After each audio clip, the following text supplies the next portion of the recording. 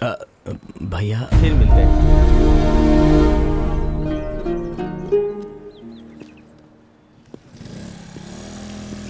अरे ये तो गुना है, ये जेल से कब आया? चाचा जी कैसे हो? अब अच्छा ही हूँ, कुछ जरूरी काम से जा रहा हूँ, बाद में मिलता हूँ।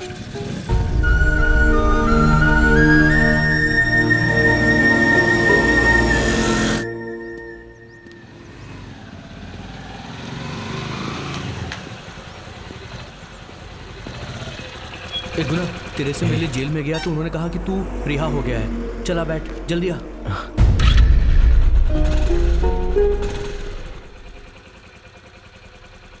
नहीं यार, इससे पहले कॉलोनी में सर उठाकर घूमता था और अभी सर झुकाकर चलने की परिस्थिति आ गई है। मेरे साथ रहेगा तो तेरा भी नाम खराब होगा। गुना, मैं तेरा फ्रेंड हूँ, चुपचाप बैठ जा। फ्रेंड है इसीलिए तो कह रहा हूं ना। उस दिन तूने ही तो कहा था कि हमें इससे क्या, लेकिन मैंने ही सुना नहीं था।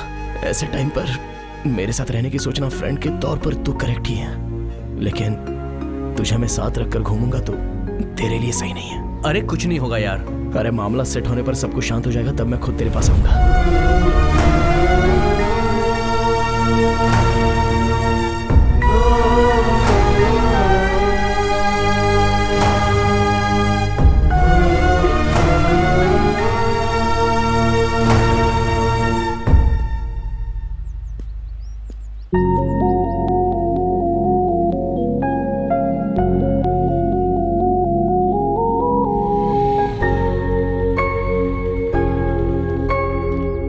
क्या हुआ, ऐसे मायूस क्यों?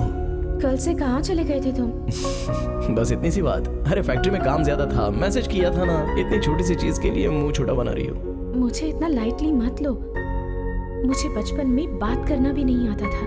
माँ एक पल के लिए दूर चली जाती तो मैं रोने लग जाती। अब तुम नहीं दिखते तो मैं घबरा जाती हूँ। सॉरी, अब एक दिन भी तुम्हें अकेला नहीं छोड़ूंगा, ओके ना? प्रॉमिस। मुस्कुराओ। ठीक है, हम कल बाहर चलें क्या? अब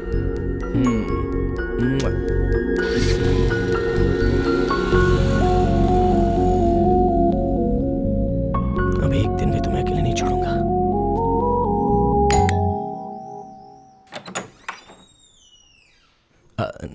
नमस्ते अंकल।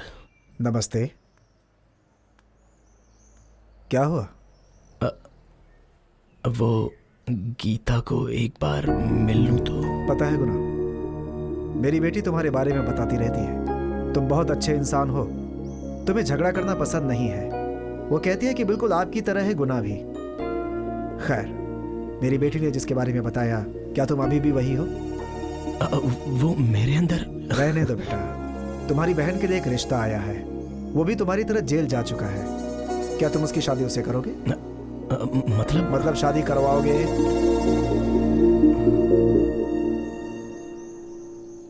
इसी बारे में अपनी बेटी को मैंने भी समझाया। ये सही नहीं है बेटी।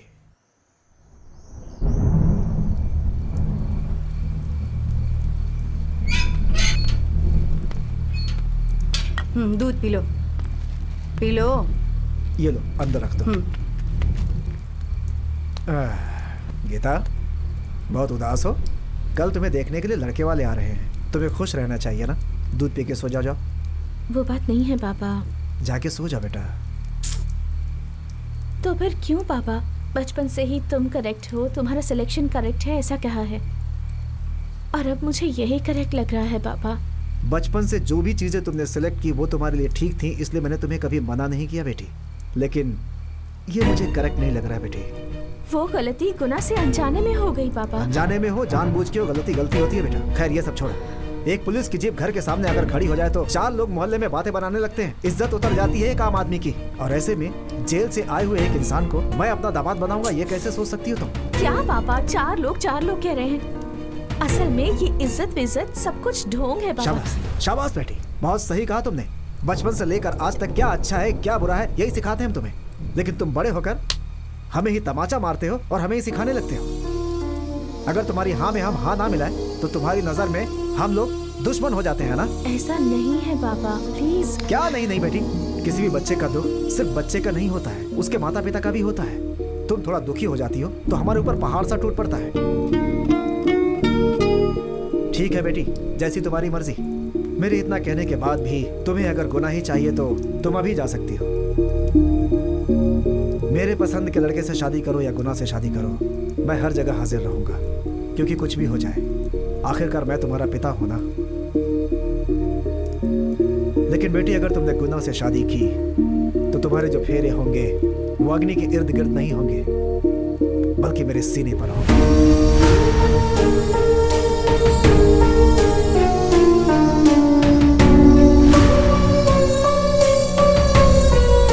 बिल्कुल सही फैसला किया है मेरी बेटी ने।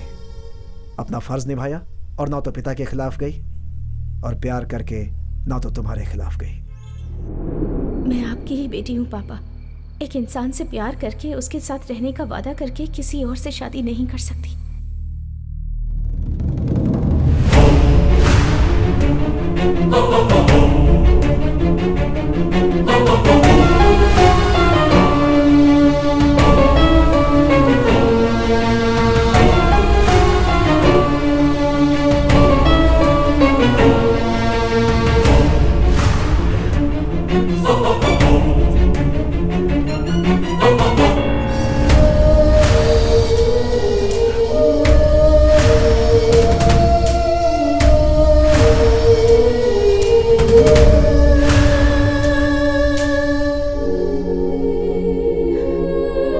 Sorry Guna, I love you.